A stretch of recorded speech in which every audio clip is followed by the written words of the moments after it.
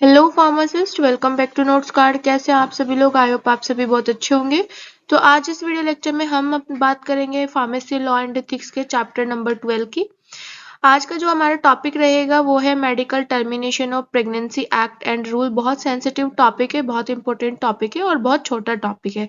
तो फटाफट से कंप्लीट कर लेते हैं। एज यूजुअल इस वीडियो लेक्चर के जो नोट्स है वो हमारी वेबसाइट नोट्स कार्ड पे आपको मिल जाएगा, जिसका लिंक इस वीडियो के डिस्क्रिप्शन में भी अवेलेबल है। तो वीडियो को स्टार्ट करते हैं। चैप्टर नंबर 12 के अगर सिलेबस की बात करूँ तो हमारे पास जो आज का टॉपिक रहने वाला है वो है medical termination of pregnancy act and rule, basic understanding salient features के बारे में बात करने वाले हैं, क्योंकि मैंने आपको पहले ही बता दिया कि काफी छोटा चैप्टर है। सबसे पहले हम समझते हैं कि मेडिकल टर्मिनेशन ऑफ प्रेगनेंसी होता क्या है और ये जो रूल था, एक्ट था, ये क्यों आया था। तो मेडिकल टर्मिनेशन ऑफ प्रेगनेंसी का मतलब होता है गर्भपात करा देना, जिसको हम हिंदी में बोलते हैं, या फिर आप बोल सकते हो प्रेगनेंसी को टर्मिनेट करा देना, खत्म करा देना। बट कौन सी ऐसी मेडिकल कंडीशन होती है जिसमें, क्योंकि अगर आप प्रेगनेंसी को बेवजह टर्मिनेट कराते हैं due to any gender issue, जैसे लड़का चाहिए कि लड़की की वजह से हम तो ये क्या है, इलीगल है। तो उन्हीं कौन सी ऐसी मेडिकल कंडीशन है जिसमें प्रेगनेंसी को हम टर्मिनेट करा सकते हैं, क्योंकि कुछ ऐसे इश्यू हो जाते हैं जिसमें हमें प्रेगनेंसी को टर्मिनेट कराना पड़ता है, या तो भाई माँ की हेल्थ के लिए हमें कराना पड़ता है, या फिर कोई अदर मेडिकल रीजंस की वजह से भी हमें कराना पड़ता है। तो वो हम आगे बात करेंगे कि कौन कौन से ऐसे मेडिकल रीजंस है जिनकी वजह से हमें प्रेगनेंसी को टर्मिनेट कराना पड़ता है और कितने टाइम पीरियड के बीच में हम प्रेगनेंसी को टर्मिनेट करा सकते हैं। लेकिन इस एक्ट का जो मेन पर्पस था वो ये था कि पहले क्या होता था कि लड़की हमें नहीं चाहिए, तो हमें अगर लड़के की डिमांड है तो उसकी वजह से क्या होता था कि प्रेगनेंसी को टर्मिनेट करा दिया जाता था। ठीक है, जबकि ये क्या है, इलीगल है। तो उसमें क्या होता था कि माँ की हेल्थ को भी इफेक्ट जाता था डेफिनेटली, और कहीं ना कहीं क्या होता था, एक भ्रूण हत्या भी होती थी। ठीक है, तो उससे बचने के लिए ये एक्ट आया था, जिसमें ये कंडीशंस रखी गई थी, अगर कोई मेडिकल इश्यू होता है तभी प्रेगनेंसी टर्मिनेट होगी, अदरवाइज आप जेंडर के ऊपर प्रेगनेंसी को टर्मिनेट नहीं कर सकते। और अगर कुछ ऐसा होता है तो फिर उसके पे आपका केस या फिर आपको जेल हो सकती है। तो आज हमें बात करनी है वो कंडीशन, वो मेडिकल कंडीशन जिसमें हम प्रेगनेंसी को टर्मिनेट कर सकते हैं, और इस एक्ट में कौन कौन से फंक्शंस, फीचर्स, साइलेंट फीचर्स आते हैं। ठीक है, the medical termination of pregnancy act, जिसको आप एमटीपी एक्ट भी बोल सकते हैं, ये किससे लिंक है? अबॉर्शन प्रैक्टिस से लिंक है। अबॉर्शन का मतलब होता है जब हम किसी भी प्रेगनेंसी को टर्मिनेट कर देते हैं, खत्म कर देते हैं, जिसको हमने एक वर्ड दिया है अबॉर्शन। लेकिन अबॉर्शन कराने के भी बहुत सारे रीजंस होते हैं, मेडिकल रीजंस के बिना आप इसको नहीं करा सकते हैं। जैसे मैंने अभी बताया कि अगर आपको जेंडर इश्यू है, ठीक है, और आपको एबॉर्शन कराना है, तो आप ये नहीं करा सकते, ये क्या है, इलीगल है। तो एबॉर्शन से इसको लिंक किया है, एबॉर्शन प्रैक्टिस से लिंक किया है। It has been recently amended in the year 2020, यानी कि ये जो एक्ट है इसमें अभी कुछ चेंजेस आए हैं रिसेंटली 2020 में। क्या आए हैं वो भी हम पढ़ेंगे। ये कब से हमारा इफेक्ट है? 1971 से ये हमारा चलता आ रहा है, लेकिन 2020 में चेंज हुआ है। अब वो क्या चेंज हुआ है वो मैं आपको अभी बताऊंगी। ठीक है, according to the amendment the period within which abortion can be done has been increase, यानी कि सिंपल से समझते हैं कि 1971 से क्या होता था, जो हमारा एबॉर्शन का पीरियड होता था वो 20 वीक का होता था, जो अभी यहाँ पे मेंशन भी है। लेकिन 2020 में अमेंडमेंट यानी कि चेंजेस के बाद इस पीरियड को क्या कर दिया है, एबॉर्शन के इस पीरियड को बढ़ा दिया है। कितना कर दिया? 24 वीक कर दिया, यानी कि अराउंड 1 मंथ का ये टाइम और बढ़ा दिया है। ठीक है, तो हमारा जो पर्टिकुलर ये एक्ट है ये किससे लिंक है? अबॉर्शन प्रैक्टिस से है। लेकिन अबॉर्शन कोई भी ऐसे नहीं करा सकते, कुछ मेडिकल अगर इश्यूज हैं तभी कोई भी जो फीमेल है या जो गार्जियंस है वो क्या करा सकते हैं, प्रेगनेंसी को टर्मिनेट करा सकते हैं या फिर अबॉर्शन करा सकते हैं। ठीक है, तो जो अबॉर्शन का टाइम था अकॉर्डिंग टू 2020 ईयर में इसको क्या कर दिया, बढ़ा दिया है, 20 to 24 वीक कर दिया है अबॉर्शन का जो टाइम होता है। उसके बाद ये जो पर्टिकुलर रूल है मेडिकल टर्मिनेशन ऑफ प्रेगनेंसी, ये इसलिए आया था जिससे कि जो वुमेन्स होती थी उनकी हेल्थ को कोई इफेक्ट ना पड़े और उनको सबसे फर्स्ट प्रायोरिटी दी जाए। ठीक है, क्योंकि इसमें सबसे पहली प्रायोरिटी यही होती है कि जो प्रेग्नेंट वुमेन होती है उससे पूछा जाता है कि आप ये अबॉर्शन कराना चाहती हैं या फिर आपके पास कोई ज़बरदस्ती तो नहीं है, तो उसके बाद ये होता है। ठीक है, लेकिन अगर क्या है जो हमारा थर्ड पॉइंट है उसमें क्या है कि अगर बच्ची 18 साल से छोटी है, ठीक है, अगर कोई ऐसी जैसे कोई ऐसा मेडिकल केस हो जाता है लाइक रेप टाइप केस हो जाता है, तो अगर कोई 18 साल से कम उम्र की बच्ची प्रेग्नेंट हो जाती है तो उस कंडीशन में ये जो डिसीजन होता है अबॉर्शन का, ये उसके गार्जियंस ले सकते हैं, उनको इतना अथॉरिटी होती है, क्योंकि उस टाइम बच्ची जो है नाबालिग है, उसको उतना समझ नहीं होती है, तो वो ले सकते हैं, जो उसके फैमिली मेंबर्स हैं, जो उसके गार्जियंस हैं, माता पिता हैं, वो ये एक्शंस ले सकते हैं, डिसीजन ले सकते हैं। ठीक है, उसके बाद this law has the objective of protecting the interest of girl childrens within the society. जैसे मैंने अभी बताया आपको कि पहले काफी टाइम पहले क्या होता था, बहुत सारे ऐसे केसेस हमारे पास आते हैं, भले ही रेशियो थोड़ा कम हो गया है लेकिन आज के टाइम में भी ये केसेस आते हैं, जिसमें मेनली होता क्या है कि सोसाइटी ये सोचती है कि भाई हमें लड़की नहीं चाहिए, हमें लड़का चाहिए, जिसकी वजह से क्या है कि जो गर्ल्स का रेशियो है वो क्या है, कम होता जा रहा था। तो उस गर्ल्स के रेशियो को प्रोटेक्ट करने के लिए ये रूल आया था। इसका जो मेन ऑब्जेक्टिव था वो यही था कि गर्ल्स चिल्ड्रंस जो होते हैं उनको प्रोटेक्ट किया जाए। ठीक है, तो जो हमारी सोसाइटी से उनको प्रोटेक्ट कराने के लिए इसका मेन ऑब्जेक्टिव ये था, इसीलिए ये जो एक्ट है ये आया था। ठीक है, जिसमें सबसे पहले जो प्रायोरिटी दी जाती है वो उसकी मदर को भी दी जाती है, उनकी मतलब अपनी चॉइस के अकॉर्डिंग ये सारी चीजें होती हैं। अगर मदर नहीं चाहती है, क्योंकि बहुत सारे ऐसे केसेस होते थे जिसमें मदर नहीं चाहती थी लेकिन जबरदस्ती तरीके से उसका अबॉर्शन उसके ससुराल वाले करवा देते थे। ठीक है, कि भाई हमें लड़की नहीं चाहिए, हमें लड़का चाहिए, तो कुछ इस टाइप की जो थिंकिंग थी वो सोसाइटी में जैसे जैसे बढ़ रही थी, तो उसी को ही क्या किया है, कम किया है थ्रू दिस एक्ट और रूल। ठीक है, तो इसका जो मेन पर्पस था वो यही था कि जो गर्ल्स का जो रेशियोज है वो हमारा कहीं ना कहीं प्रोटेक्ट हो सके। नेक्स्ट हम बात करने वाले हैं बेसिक अंडरस्टैंडिंग की। एमटीपी एक्ट में क्या क्या बेसिक अंडरस्टैंडिंग होनी चाहिए जिसमें कोई भी वुमेन प्रेगनेंसी को टर्मिनेट कर सकती है, जैसे कि रेप कंडीशन आ जाती है या फिर ऐसी कोई मेडिकल कंडीशन जिसमें मदर की जो हेल्थ है उसको कोई चांसेस होते हैं, हार्मफुल चांसेस होते हैं, तो उस कंडीशन में अगर प्रेगनेंसी को हमें टर्मिनेट करना पड़े, दैट इज मेडिकल कंडीशन। ठीक है, ऐसे ही कोई बिना अपनी मर्जी के कोई भी अबॉर्शन नहीं करा सकता है, कोई मेडिकल इमरजेंसी होगी, कोई इश्यूज क्रिएट होंगे तभी प्रेगनेंसी को टर्मिनेट किया जा सकता है। ठीक है, तो ये जो एमटीपी एक्ट है ये पार्लियामेंट में 1971 में आया था, जिसमें जो वुमेन्स होती थी पर उनको प्रेगनेंसी टर्मिनेट करने के लिए अलाउ किया गया था, बट सर्टेन कंडीशन। ठीक है, बट कुछ मेडिकल इश्यूज की वजह से ही वो प्रेगनेंसी को अपनी मर्जी से टर्मिनेट कर सकती हैं, जैसे कि वही आ जाता है अगर मदर की हेल्थ को कोई खतरा रहता है या फिर कोई रेप केस है, तो उस कंडीशन में प्रेगनेंसी को टर्मिनेट कर दिया जाता है। अब 1970 एक्ट के अकॉर्डिंग जो टर्मिनेशन पीरियड होता था, प्रेगनेंसी टर्मिनेशन पीरियड होता था, वो अप टू 20 वीक होता था ऑफ गेस्टेशन, गर्भावस्था के 20 वीक के अंदर अंदर में हमें जो प्रेगनेंसी है उसको टर्मिनेट करना था। ठीक है, क्योंकि उस टाइम क्या होता है कि जो उस टाइम जो गेस्टेशन का ये वाला पीरियड होता है, तो इसमें क्या रहता है कि बच्चा प्रॉपर तरीके से ग्रोथ नहीं करता है, वो क्या रहता है, सिर्फ भ्रूण टाइप में रहता है। ठीक है, तो उसमें क्या होता है कि 20 वीक के अंदर अंदर ही प्रेगनेंसी को टर्मिनेट करना है। ठीक, अब उसके बाद ये जो क्योंकि 2020 में इसको क्या किया, चेंज किया गया रूल को, जो ये जो वीक है ये क्या कर दिया, 24 वीक कर दिया, यानी कि बढ़ा दिए वीक को, तो ये भी हमें ध्यान रखना है।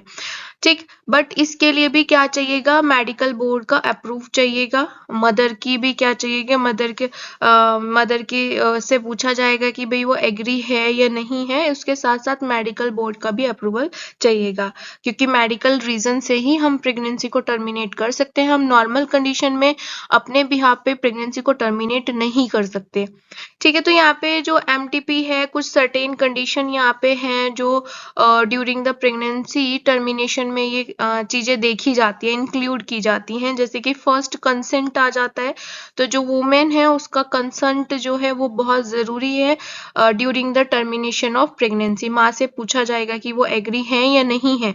सेकेंड, रीजंस, क्या रीजंस है, क्योंकि मैंने अभी बताया कि अपनी मर्जी से कोई नहीं कर सकता है।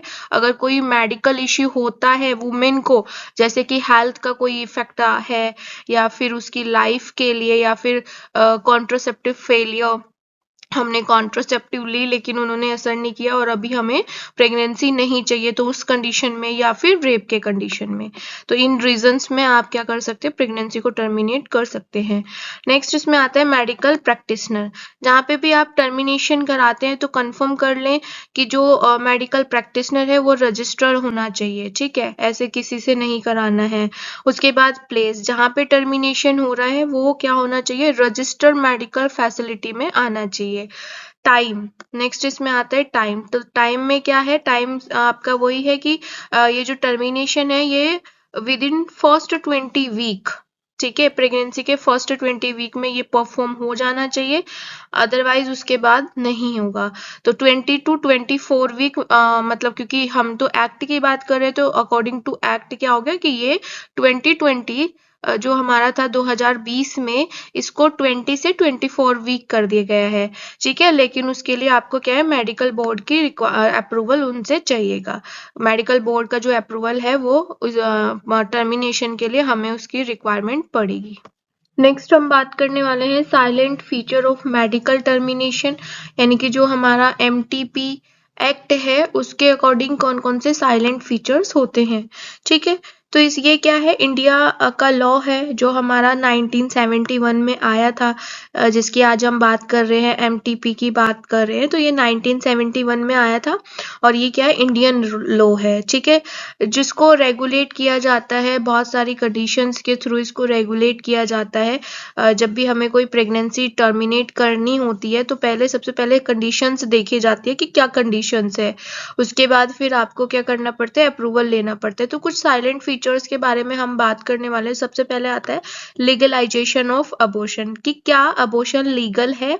ठीक है, तो अगर इंडिया में की बात करें तो MTP एक्ट जो है वो लीगल है। ठीक है, लीगल है अबॉर्शन इंडिया में, बट सर्टेन कंडीशंस, बट क्या है, मेडिकल रीजन में ही ये क्या है, अबॉर्शन जो है वो लीगल है। ऐसे ही कोई भी जेंडर क्या इशू या फिर नॉर्मल है, ऐसे ही आप नहीं करा सकते हैं अबॉर्शन।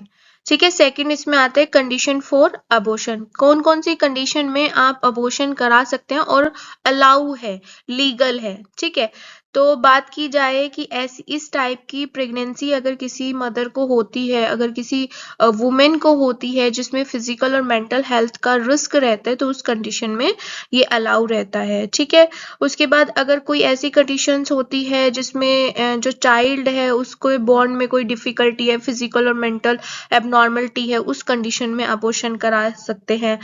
और एक इसमें आता है कि भाई अगर रेप के रिजल्ट की वजह से, क्योंकि कभी कभी क्या होता है नहीं पता चल पाता है, ठीक है, और प्रेग्नेंट हो जाते हैं कोई भी गर्ल, तो उसमें क्या होता है, उस कंडीशन में भी प्रेगनेंसी को हम टर्मिनेट करा सकते हैं। उसके बाद अगर कोई कॉन्ट्रासेप्टिव पिल्स हम खा रहे हैं और उसका जो रिजल्ट है वो फेल हो जाता है, या वो वर्क नहीं करती है, या फिर डिले मूवमेंट हो जाते हैं, तो उस कंडीशन में भी हम अबॉर्शन करा सकते हैं। टाइम लिमिट फॉर अबॉर्शन वही रहता है आपका, अबॉर्शन जो होगा वो 20 वीक, मतलब इससे ज्यादा नहीं होना चाहिए। 20 वीक प्रेगनेंसी के आप उसके अंदर अंदर आपको अपना अबॉर्शन करा लेना है, इससे ज्यादा नहीं होगा। या फिर वही आ जाता है, क्योंकि अब एक्ट चेंज हो चुका है, तो उसके अकॉर्डिंग अगर देखा जाए तो 24 वीक आप करा सकते हैं। लेकिन हम यहाँ पे कौन सी बात कर रहे हैं, 1971 के साइलेंट फीचर की बात कर रहे हैं, तो उसके अकॉर्डिंग 20 वीक से में आपको अपनी प्रेगनेंसी अगर टर्मिनेट करानी है तो आप करा लें। ठीक है, but due to certain medical reasons. उसके बाद अगर वही सेम बात वही आ जाती है फिर से कि कौन सी कंडीशंस में आप 20 वीक में प्रेगनेंसी को टर्मिनेट करा सकते हैं, तो सर्टेन केसेस जैसे कि वुमेन की जो लाइफ है वो डेंजर है, जैसे होता है कि कोई प्रेगनेंसी बहुत डिफिकल्ट हो जाती है, एट्रोपिक प्रेगनेंसी हो जाती है, या फिर ऐसा होता कुछ इस टाइप की प्रेगनेंसी हो जाती है जिसमें वुमेन के हेल्थ को खतरा है, तो उस कंडीशंस में हम क्या करा सकते हैं, टर्मिनेट करा सकते हैं विद इन 20 वीक्स। ठीक है, फीटल एबनॉर्मलिटी अगर हो जाती है उस कंडीशंस में आप करवा सकते हैं। फोर्थ इसमें आता है हु कैन परफॉर्म अबॉर्शन, यानी कि कौन परफॉर्म करता है, कौन करता है अबॉर्शन, कौन करता है। तो अबॉर्शन सिर्फ उसी को ही करता, वही करता है, मतलब उसी के लिए परमिट है जो रजिस्टर्ड मेडिकल प्रैक्टिशनर होगा, ऐसे ही कोई नहीं कर सकता है। अबॉर्शन परफॉर्म वही करेगा जिसको क्या है, जिसके पास रजिस्ट्रेशन है मेडिकल प्रैक्टिशनर के पास, वही करेगा, उसके अलावा कोई नहीं करेगा। उसके लिए जो मतलब इस एक्ट के अकॉर्डिंग जो रिक्वायरमेंट है, जो क्वालिफिकेशन है, जो एक्सपीरियंस है, वो भी जरूरी है। ठीक, medical practitioner performing the abortion, यानी कि कोई वही मेडिकल प्रैक्टिशनर अबॉर्शन को परफॉर्म करेगा जिसके पास क्वालिफिकेशन है, जिसके पास एक्सपीरियंस है, प्लस जिसके पास रजिस्ट्रेशन है। नेक्स्ट साइलेंट फीचर में आता है कंसेंट।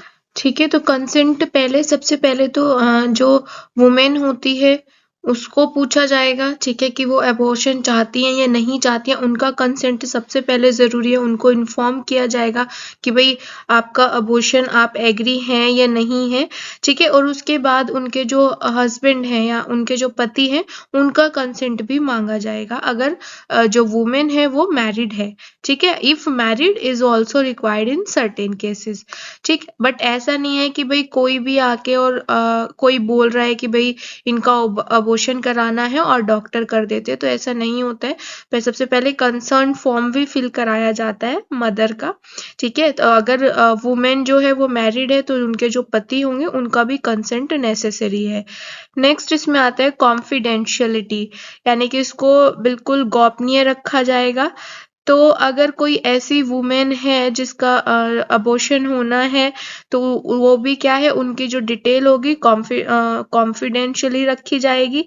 ठीक है, गोपनीय रखी जाएगी कुछ केसेस में।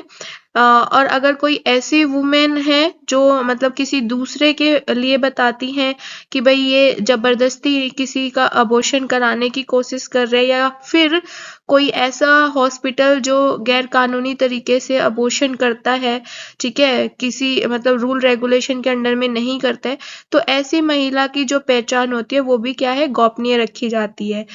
मतलब उसको पब्लिकली नहीं किया जाता है। अगर कोई ऐसा सर्कमटेंसेस आते हैं तो उसमें उसकी जो पहचान है वो गोपनीय रखी जाएगी। उसके बाद 7th आता है स्टेबलाइजमेंट ऑफ कमेटी। अब ये जो कमेटी बनाई जाती है ये इसलिए बनाई जाती है कि जितने भी इम्प्लीमेंटेशन है, जितने भी रूल रेगुलेशन है, लॉ है, वो सही तरीके से सेफ्टी से और लीगली कंप्लीट हो रहे हैं या नहीं हो रहे हैं, पालन हो रहे हैं या नहीं हो रहे हैं, तो इस चीज को इंश्योर करने के लिए कमेटी बनाई जाती है। नेक्स्ट इसमें आता है लास्ट पेनल्टीज। अब डेफिनेटली सी बात है कि अगर इस एक्ट को कोई फॉलो नहीं करता है, पालन नहीं करता है, तो उसके लिए पेनल्टीज भी है। उसके लिए क्या है, ये जेल भी हो सकती है, फाइन भी हो सकता है, या फिर तीनों हो सकते हैं अगर आप लोग को फॉलो नहीं करते हैं तो। नेक्स्ट क्लास में हम बात करेंगे चैप्टर नंबर 13 की, जिसमें हमें बात करनी है role of all the government farmer regulator bodies, central drug standard control organization, Indian pharmacopoeia commission. इसको हम नेक्स्ट क्लास में बात करेंगे। Thank you for watching this video. If you want to connect with us, then join our Telegram or WhatsApp group. Link will be mentioned in description box. Thank you so much.